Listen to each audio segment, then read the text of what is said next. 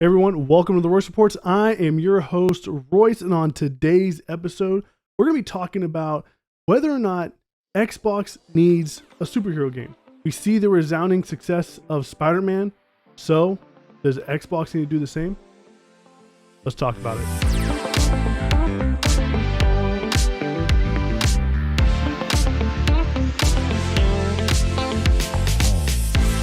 No, they don't. All right.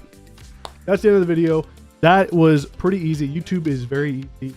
There you go. That's all you need. If you like what you saw and you'd like to see more, hit that subscribe button. I'll be seeing you guys on the next one. But in actuality, let's talk about this because this is a huge deal. Spider-Man, huge comic book character. Sometimes they say huge. And you can only play him on one console, the PlayStation 5. And if you want to play Spider-Man 2, that's where you need to go in order to play Spider-Man 2. So that is a huge thing, right? That means that you're going to be selling consoles because of this one character. People are going to go to your console because they're going to go play this character. Now, this is a monumental success for Sony, for games in general. A bunch of games that are multi-platform would wish they could do the numbers that Spider-Man was capable of doing. So you got to ask yourself, does Xbox look at this and say, hey, you know what? We need to have our own superhero. And as a fan, would I want that? Would I want us to have an Xbox make an exclusive superhero game for my preferred platform? Yes, I would like that. I would love that. I mean, I'm a huge Batman fan. So if they are able to get Batman, of course I would be ecstatic. Look at this. See this? See, not just one, but two Lego arts, right? I'm a huge fan. You're probably asking like why two? Because you could kind of like put them together and make some stuff and put that up. Why am I talking about this? Because I like Batman. That's why. All right. And if you don't like that, well, I don't know what to tell you. But this is huge, right? This is like a big thing. DC is a huge market. Comic books are a huge market right now. And if Xbox could capitalize on that, then why not? But I'm getting ahead of myself here. I got to ask the question, should they? Because that's the most important thing to answer, is if Xbox should be able to go and do this, and if they should go and get an exclusive comic book character. It doesn't have to be Batman. It could be the Hulk, green, the Green Machine. It could be something like, I don't know, Superman, Wonder Woman, Iron Man, Captain America, whatever it is. Should they go after it and make it exclusive? And my answer is no, I don't think so. I don't think that Xbox needs to compete with Sony in a toe-to-toe cage match. That's not what this is. I think that Xbox is finding success in its own way. They've already found their success in RPGs. We see the success of Starfield, a brand new IP, mind you, brand new IP, getting 6 million people playing it on day one, with more than 2 million people playing concurrently. That is crazy numbers. So with that success, you don't need to go and chase the superhero market. You don't need to go and chase the third person narrative. As much as I'd love for them to do that, believe me, I love all of their attempts at trying to do a third person narrative. I really do, but they just don't need it. And I think it's able to do that because they're taking those leaps. They're taking those initiatives to go and actually do unique stuff. Because as much as I love Spider-Man and as much as I've loved the first Spider-Man game, I haven't played Spider-Man 2 and I haven't played Miles Morales, but I've heard nothing but great things about that. I love those things, right? Those are good games, solid releases. But the issue is they're the same exact thing that it has been this whole entire time. It's the same thing that God of War is, the same thing that Uncharted is, the same thing that The Last of Us is, and Horizon and Ghost of Tsushima is.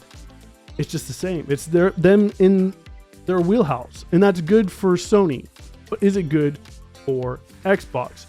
I don't think so. I don't think Xbox has really figured out that third-person narrative.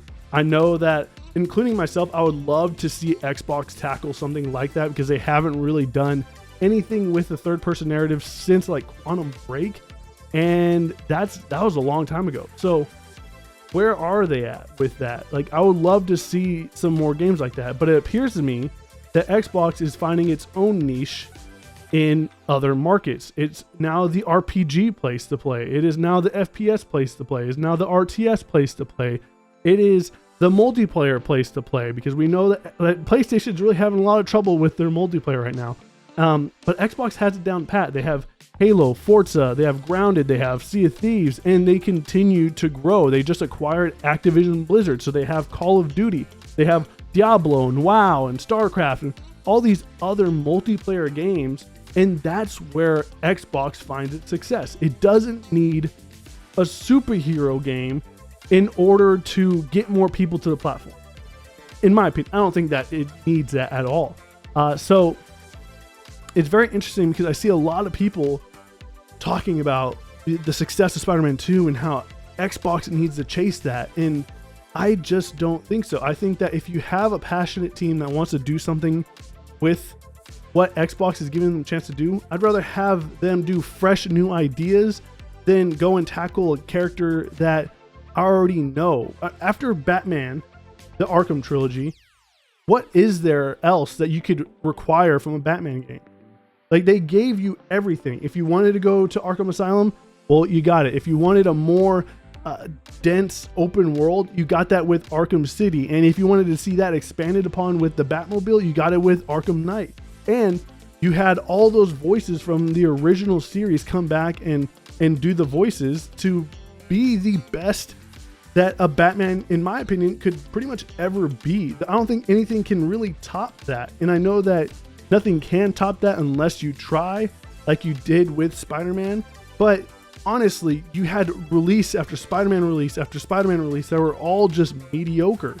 And it finally took Insomniac to actually change that after years of nothing but the same. And I wouldn't want Xbox to get in that rut of trying to perfect something and failing at it. And the thing about Insomniac, don't get me wrong, I'm not talking smack about Insomniac, because if you want to get your web slinged, is that how you say it? If you want to get your web slinging on, then you're going to go to over there. But the thing is, a lot of people say that Spider-Man 2 is just kind of like Spider-Man 1. And so, is that a good thing? For some people, it might be. I heard they improved upon a lot of things, but at the same time, it's just more of the same. You're still swinging through New York, and yeah, it looks better, and you added an island, but it's really not that much of a difference. So I don't think everyone should be going out there and saying that Xbox needs a superhero game, because they don't. Would I like to see a game like The Punisher get made? Oh, hell yeah. Like a good Daredevil game, that would be pretty fun. It would just be a blank screen, but it would be pretty cool. There's a lot to be had in the superhero world, but I just don't think Microsoft should be delving into that. I think they should leave those games to other people and kind of just have them become third party. And I think that would be the best bet. But I want to touch on the fact that Spider-Man is an exclusive to Sony, which is so bizarre to me. There's a couple of IP that I think that are too big to be exclusive. And that includes things like Marvel, DC, Star Wars, Harry Potter, and maybe One Piece. I don't know. I just threw that out there. But there's just so much big IP that those ones that I listed off, they should not be exclusive to a platform. I think that they're too big to be exclusive, and I don't think those should be locked down. And I don't hope that they would ever be locked down. And it sucks that we got like DLC locked away from Xbox people on Hogwarts Legacy that we're not going to get for another few months, just because Sony decided to lock that down. And so that I hate that. I don't like that. It's weird because I am all about acquisitions. I'm all about making games exclusive.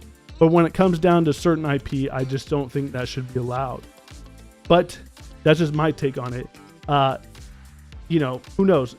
There's also rumors of Microsoft making a Star Wars game. So who knows if that would be exclusive? That would be pretty cool to see. Again, I've talked about it before. Seeing the Coalition tackle the Mandalorian would be so freaking.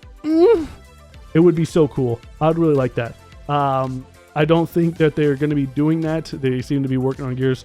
And again, it just goes back to what I said earlier. Star Wars is so big. I don't want that to be exclusive. But here we go. We get Indiana Jones exclusive to to Machine Games. All right, killing Nazis and everything. That's pretty cool. But that's not a really big IP. I mean, we just saw the last Indiana Jones, and that thing fell flat on its face. Harrison Ford is an old fart, and I'm surprised he's still chugging along. But what do you guys think? Do you think that Xbox deserves to have a superhero? Do you think that they need to have a superhero to be able to compete? And if they do, what superhero would you like to see? If Xbox decided to lock down a superhero, I would love for them to lock down maybe Batman, Hulk, or Superman. I think that would be pretty cool. Even a Wonder Woman. I think Wonder Woman would be really a good get. But the thing, you don't really need to get those exclusive. If you could just get them over onto Game Pass, it's essentially an exclusive anyways, which that is I think more beneficial to Xbox players as well as just the general masses. And it still brings people to the ecosystem. Why go over there and pay, so much money, 60, 70 bucks for a game when I could go over on my Xbox and play it for the price of Game Pass? That's a no-brainer there, unless you're just really entrenched into that ecosystem, getting in there, you're locked in, you're tight, you're just not coming out. Maybe one of those scenarios. Who knows? But what do you guys think? Let me know in the comment section below. I appreciate you for stopping by. Be sure to hit that subscribe button, like button, and leave some comments. I like talking to you guys. So put some comments down there.